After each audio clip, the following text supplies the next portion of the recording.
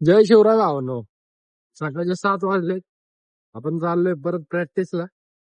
काल ज्याला प्रॅक्टिस नाही होत्या, आज आपल्या टीमची प्रॅक्टिस असेल फक्त. या पोलाखाली नुसतं पाणी असतंय. पॅकअप बिपे भाई, काल तुला मिस केला भाऊ. तू आला पाहिजे नव्हता काल. आणि मी आलो होतो, तुझं नाव नसतं. हा ते पण झालं असतं. तू आणि बबलू ओपनिंगला गेले असते, दूर केला असतं तुम्ही. पेपर मध्ये 50 मार्क. मोठी चर्चा चालू आहे. चर्चा भाऊ निघालाय कामावरती. भाऊ चाललाय वायरी बिरी घेऊन. हो का?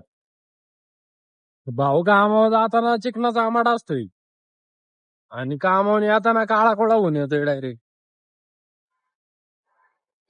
भाऊ पोहोचला ऑफिसला. उन्हाने फार घाम पडलाय. फायबरचे पावर वाढली होती. 4-5 बिल्डिंग चढून जिंदगी झाली तिकडेच.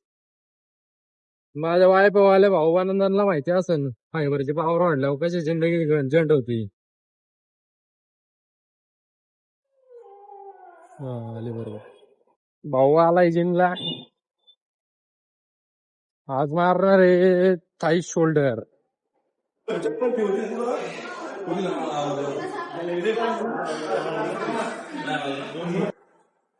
तुमचं वय किती आहे काका?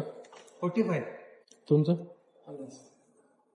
जवळजवळ आमच्या वडिलांच्या ह्याच्या. आम्ही नाही गेले अजून. ते काका जवळजवळ आपल्या बापाच्या वयाचे आहेत, तरी ते जिमला येते ते. आणि माझे चोंगे मित्र, त्याला अजून जिमला जाय ना. असे तर येडेत. काय बोलू ह्याला. अरे जावा बाबांना जिमला.